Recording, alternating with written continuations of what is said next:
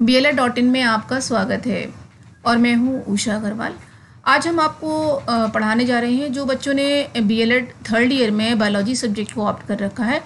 उनका जो unit third है उसमें जो डेवलपमेंटल बायोलॉजी है उसमें आज हम आपको पढ़ाएंगे कि मानव भ्रूण का विकास कैसे होता है। आज हम आपको बताएंगे कि गर्भावस्था क्या होती है या इसको कहते हैं प्रीनेटल पीरियड। ठीक है, तो आपका जो प्रीनेटल पीरियड है उसके बारे में हम आपको बता दें कि ह्यूमन बीइंग्स में 9 मंथ का ये पीरियड होता है। ठीक है, साइंटिस्ट के अनुसार ये अवस्था जो है वो 9 मंथ से कुछ एक्सटेंड भी हो सकती है। ठीक है, तो इसमें कुछ समय ज़्यादा या कम भी हो सकता है। एक साइंटिस्ट हैं कारमाइकल, उनके अनुसार यह समय कम से कम 180 डेज और अधिक से अधिक 334 डेज का हो सकता है। लेकिन जो 9 मंथ है, 9 मंथ की जो ये गर्भाकालीन अवस्था का प्रसार जो होता है वो गर्भाधान के समय से लेकर जन्म से पूर्व तक होता है और इस अवस्था में अन्य अवस्थाओं की तुलना में विकास की जो गति होती है बहुत तीव्र होती है और जो भी चेंजेस होते हैं वो मुख्यतः कैसे होते हैं, फिजिकल होते हैं, यानी कि शारीरिक होते हैं। अब हम जो आपकी गर्भावस्था जो पीरियड है उससे पहले हम जानेंगे कि कंसेप्शन क्या होता है, यानी कि गर्भाधान क्या होता है। तो जो कंसेप्शन होता है उसमें जो पेरेंट्स होते हैं यानी कि जो मदर और फादर, यानी कि मदर से ओवम और फादर से स्पर्म्स का क्या होता है, कॉम्बिनेशन होता है। ठीक है, और ये जो दोनों ग्लैंड्स हैं उनको गोनैड्स कहते हैं।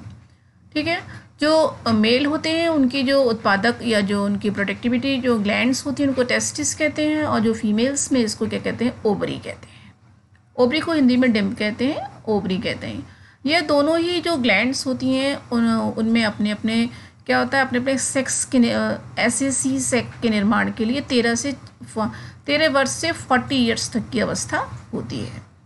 और प्रत्येक 28 डेज में क्या होता है, जो फीमेल्स की जो आपके गोनैड्स होते हैं, ठीक है, उनसे एक ओवम क्या होता है, रिलीज होता है और लगभग 7 डेज तक ये रहता है।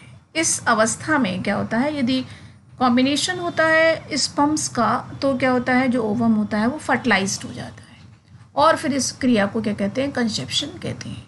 कंसेप्शन से लेके शिशु के जन्म तक की संपूर्ण अवस्था को क्या कहते हैं, गर्भकालीन अवस्था कहते हैं और इस अवस्था में कम से कम 180 डेज या अधिक से अधिक 334 डेज लग सकते हैं।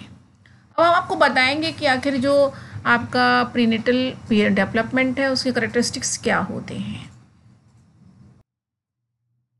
तो आइए हम जानें कि करैक्टरिस्टिक्स क्या होते हैं प्रीनेटल डेवलपमेंट के।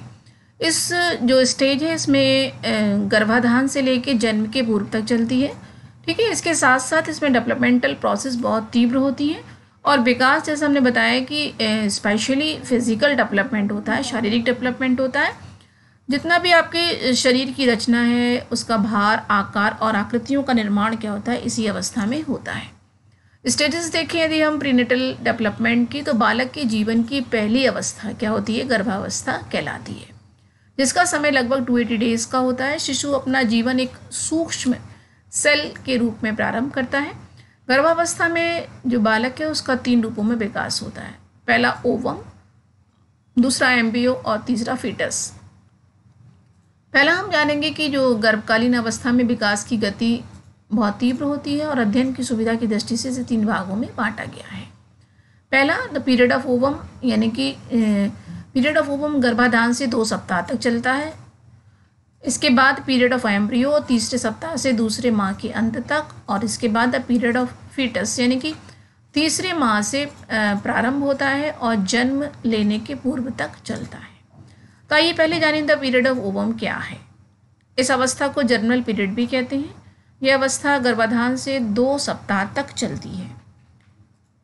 इस अवस्था में गर्भस्थ जीव ओवम के आकार का होता है जिसे जाइगोट कहते हैं और इसका आकार कैसा होता है, एक आलपिन के हेड के बराबर होता है।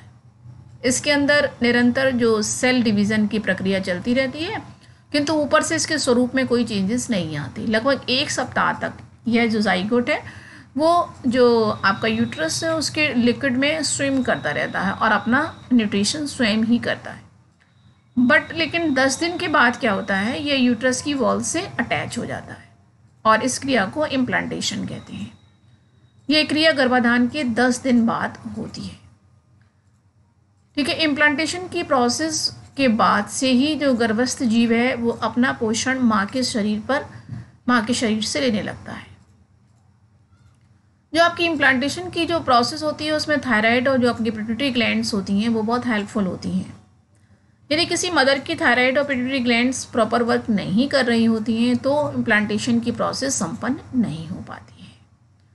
फलस्वरूप जाइगोट अपना पोषण स्वयं अधिक दिनों तक न कर पाने के कारण क्या होता है, डेड हो जाता है।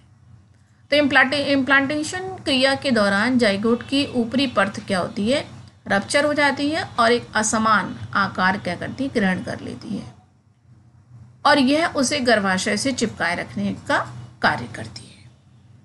और यहीं से जो होता है प्लेसेंटा की रचना प्रारंभ हो जाती है। गर्भनाल से ही जो ओवम है वो माता के रक्त द्वारा अपना पोषण लेता है।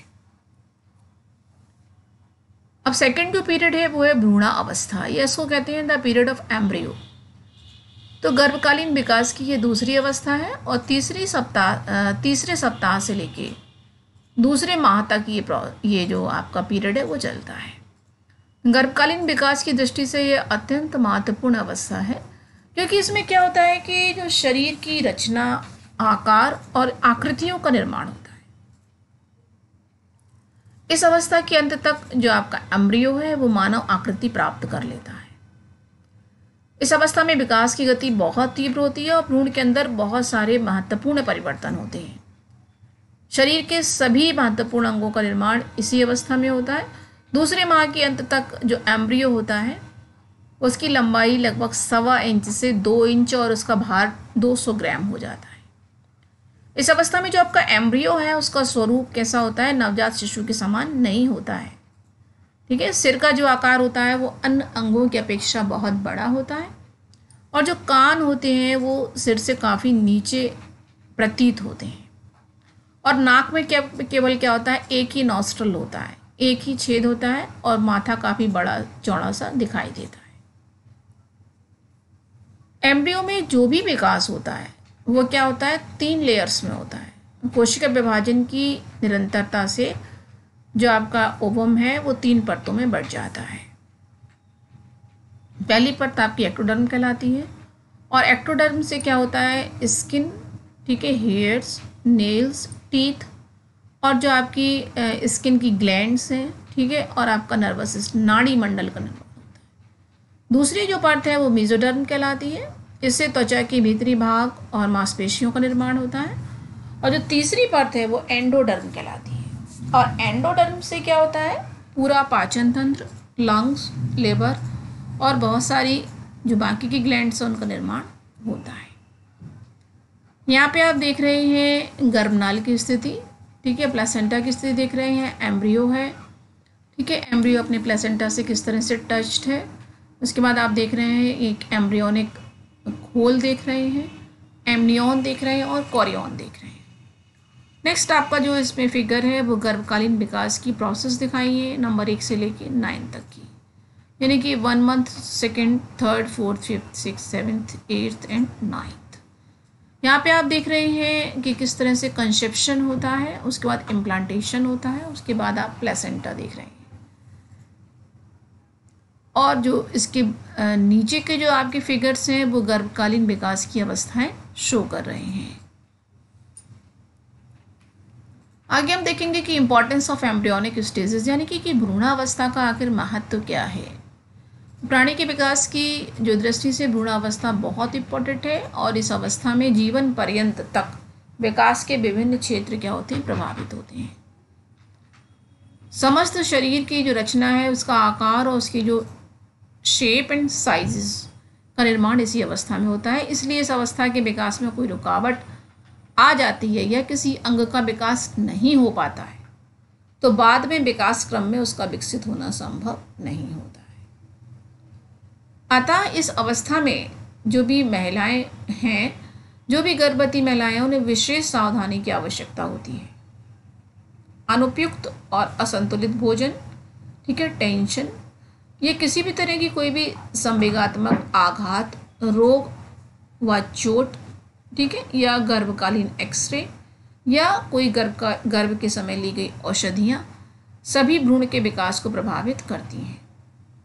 अतः यह आवश्यक हो जाता है कि जो गर्भवती महिलाएं हैं वह संतुलित और पौष्टिक भोजन लें, संवेगात्मक तनाव से बचें, भ्रूण को हानि पहुंचाने वाली सभी परिस्थितियों से बचें, क्योंकि असावधानी से क्या हो सकता है कि गर्भपात हो सकता है। अब हम जानेंगे कि जो आपकी एम्ब्रियोनिक स्टेजेस में जो प्लेसेंटा का विकास भी क्या होता है, तीव्र गति से होता है। प्रारंभ में क्या होता है, प्लेसेंटा एक थ्रेड लाइक स्ट्रक्चर होता है, परंतु धीरे धीरे यह अंगूठे की मोटाई के आकार की हो जाती है। एक ओर ये एम्ब्रियो से और दूसरी ओर ये क्या होती है, अम्बिलिकल कॉर्ड से जुड़ी होती है। भ्रूणावस्था में ही भ्रूण के चारों ओर थैली का निर्माण होता है और इसमें तरल पदार्थ भरा होता है, जिसे कहते हैं एमनियोटिक। जो एमनियोटिक सैक होता है उसमें एमनियोटिक फ्लूइड भरा होता है। यह तरल पदार्थ भ्रूण को कोई भी इंजुरी से बचाने का कार्य करता है। शिशु विकास के साथ साथ इस जो प्रोटेक्टिव आपकी जो थैली है उसका आकार भी बढ़ता जाता है और इस सैक में भरा हुआ तरल पदार्थ डिलीवरी के समय शिशु को गर्भ से बाहर आने में मदद करता है। आपका जो नाभिकाल और नाभिरज्जु शिशु को क्या करती है, ऑक्सीजन, पानी और भोजन क्या करती है, रक्त के माध्यम से पहुंचाती है। अब हम आगे देखेंगे कि आखिर जो थर्ड आपका स्टेज है वो है गर्भस्थ शिशु की अवस्था, द पीरियड ऑफ फीटस।